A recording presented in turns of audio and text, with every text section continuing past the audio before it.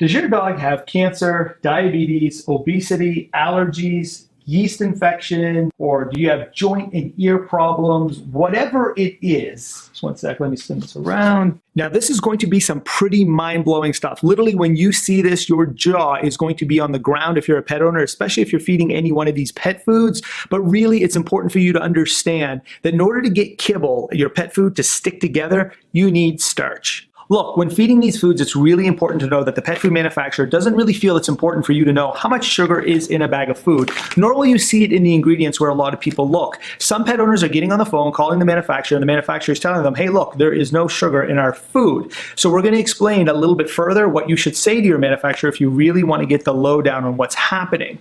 What's really important here is this. The manufacturers have the ability to write the carbohydrate, starch/sugar value on these bags, but they choose not to. I think they don't want to do it because they don't want to be the first person to actually come out and say, hey, look how much carbs are in our food, so you don't buy it.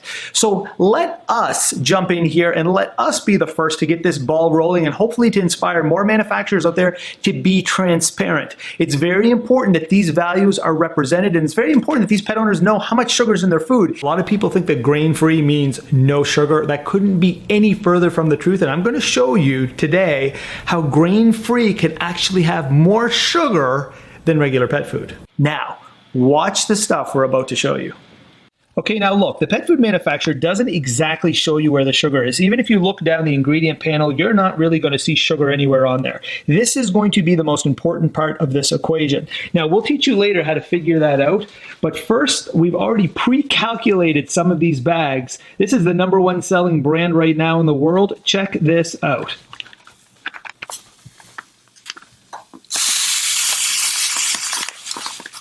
So right here, this clear bag is actually going to represent this 5-pound bag of pedigree. What we're trying to show you is how much sugar actually is inside this bag. Pedigree comes in at 51%, just over half the bag.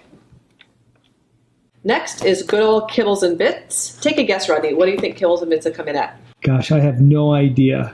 A lot of people think really, really high. Believe it or not, Kibbles and Bits comes in at 45% of the bag being starches and carbs, which ultimately break down into sugar. Okay, next is Beneful. Beneful's taken a lot of heat recently. They needed to reformulate because the image was so poor. They reformulated without sugar. So Rodney, take a guess first of all, what the old Beneful sugar content was. Man, it's got to be close to 50%.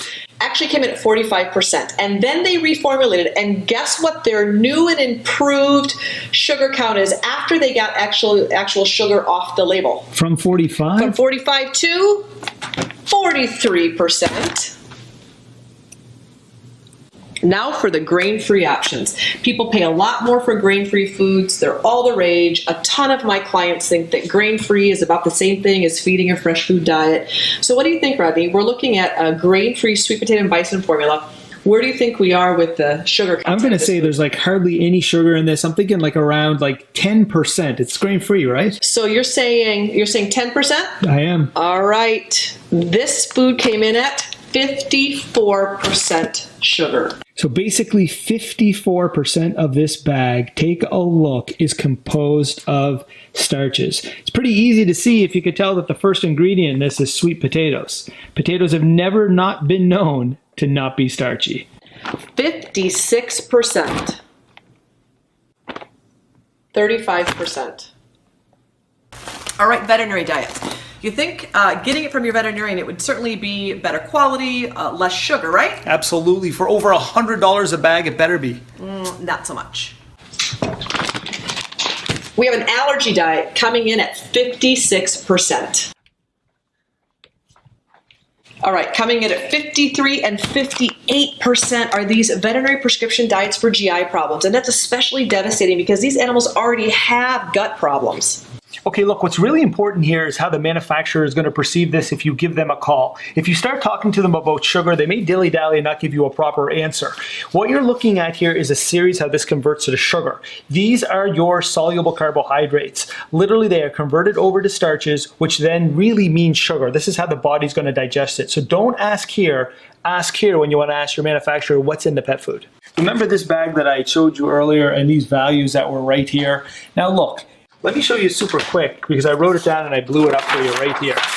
Now take a look at this. This is our carb counter, how much sugar is in our food. So if you've got a dog with some problems, you really should pay attention to this. On the side of that ingredient panel, you're gonna wanna add your protein, your fat, your moisture, and your ash. You minus that from 100, that is going to tell you how much sugar. Now look here, we've got a little asterisk, estimate 6%. Some pet food manufacturers don't wanna tell you how much ash is in the food. This is a really good estimate value to figure this out. Super important. Now, a big question is, where on earth is the sugar coming from? I mean, when you're going grain-free with some of these bags over here, how can it equal sugar? Check out this chart that I made for you right here. Where does the sugar come from? Now, this literally comes from over here, this guide, this book. So check it out. This is the book, the NRC. This is the guidelines, basically the mecca for pet food people. This is where we got the starch value from, the sugar values for the ingredients that are in pet food. Now, here's this chart that I created for you guys to make life very easy. If you want to understand where the starches, where the sugars are coming from, it's from these ingredients. Now, these are some of the major ingredients today that are being used in pet food in order to get the kibble to stick. Take a look at things like rice. There's 810 grams per kg of starch in a bag of food if you're using rice. Things like corn that have a super high sugar value.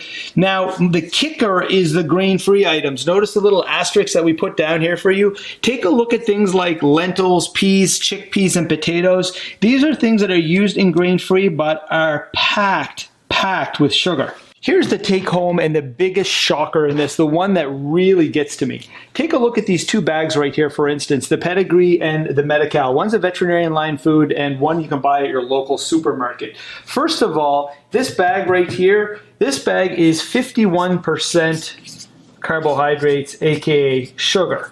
And literally you can buy this at the supermarket today for around $5.99. Take a look there. This bag here, one would assume having a price of $36 should be more meat, less sugar. It's coming in at 53% sugar.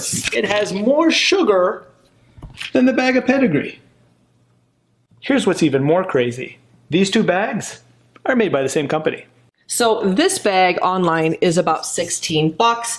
This bag online is about $6. Interestingly,